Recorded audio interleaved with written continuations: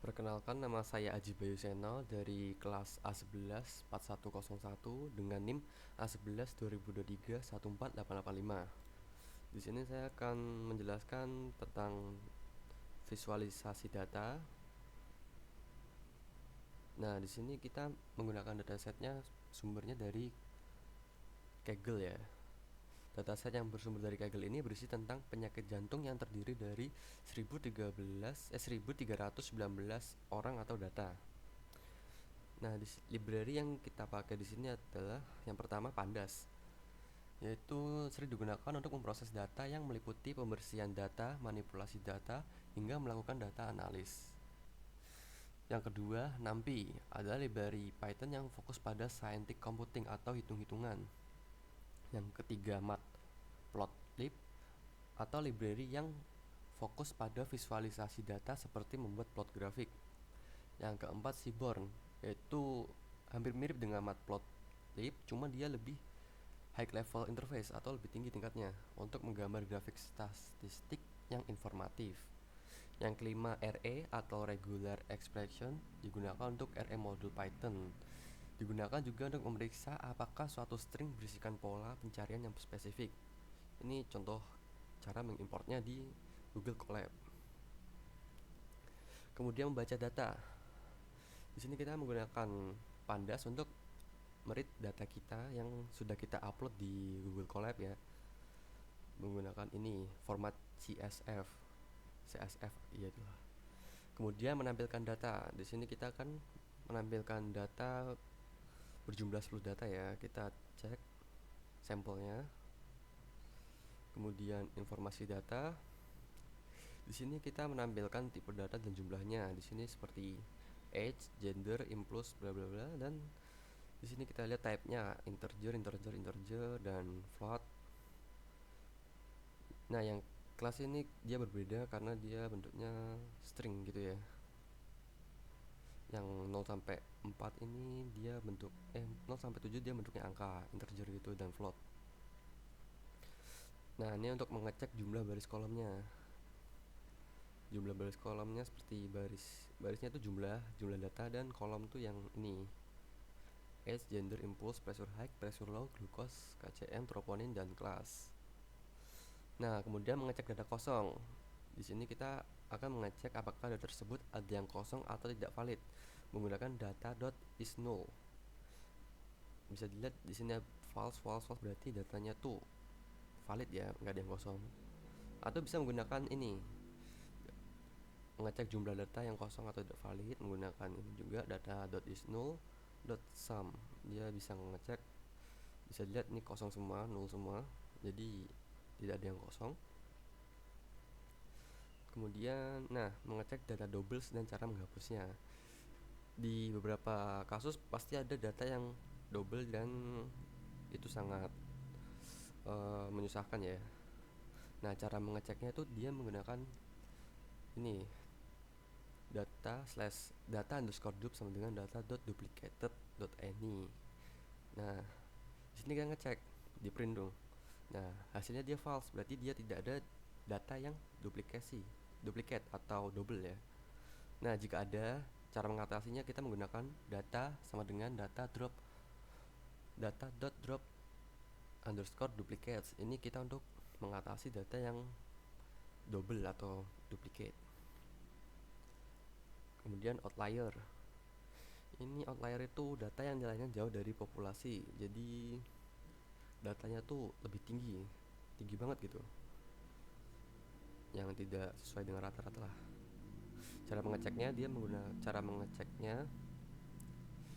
menggunakan Pandas dan skip statistik ya. Contohnya age, kita mengecek dulu outlier age. Di sini kita menggunakan kuartil 1, kuartil 3, habis itu totalannya kita kurangi ya buat rata-ratanya. Kemudian ini hasilnya. Oh iya, kita ini harus mengecek dan mengatasnya itu satu-satu ya. Jadi harus dicek satu-satu seperti ini, bentar. Ini age, gender, impulse dan pressure high, pressure low, glucose, KCM, troponin. Nah, kemudian setelah kita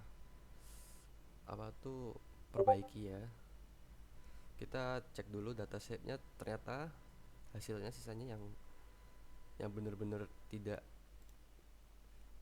jauh dari populasi itu sekitar 768. Jadi ini data yang rata-rata gitu singkatnya. Nah, kemudian mengecek dan mengubah data unik. Di sini di dataset ini kita ada data kelas, itu data unik, maksudnya tuh dia bukan angka gitu, jadi string. Nah, kita harus mengubahnya menggunakan unique class, unique underscore class, data class unique. Nah, dia kan di print tuh hasilnya negatif dan positif, kita ubah menjadikan integer atau angka. Caranya dengan data class sama dengan data class di replace negatif menjadi 0, positif menjadi 1. Nah, terus dikeluarin data infonya. Nah, di sini kita bisa lihat kelas sudah berubah jadi integer type-nya. Kemudian kita normalisasi data. Ini mengubah nilai kolom numerik dalam himpunan data untuk menggunakan skala umum. Ya, seperti normalisasikan data lah, jadi ini kan 43, 52 atau berapa itu dijadikan 0, jadi lebih kecil bilangannya. Dinormalisasikan, dia menggunakan min max scalarnya.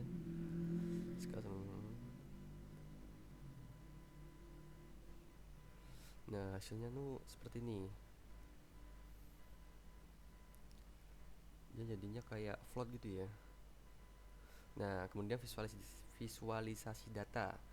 Kita memvisualisasikan data menjadi beberapa bentuk chart atau grafik.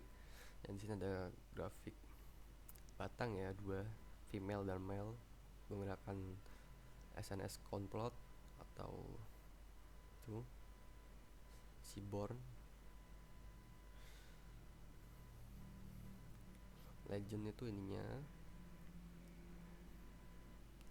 Kemudian ada lagi ini yang lebih terperinci ya. Ini ada dinormalisasikan datanya. Dan ada lagi nih yang lebih banyak datanya. Dia meliputi age, gender, impulse, pressure high, pressure low, glucose, KCM, dan troponin. Ini semuanya ada di itu. Kemudian K-fold cross validation, membagi dan mencari akurasi dataset. Dia seperti membagi gitu ya, kan ada data yang harus dibagi dari Y train dan X train gitu.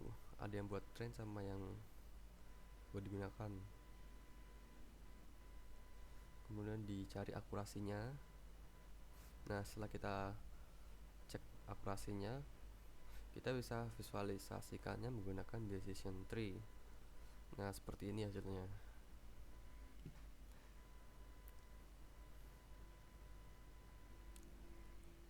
Sekian sepertinya yang bisa saya sampaikan. Terima kasih atas waktunya, semoga bisa bermanfaat. Sampai jumpa.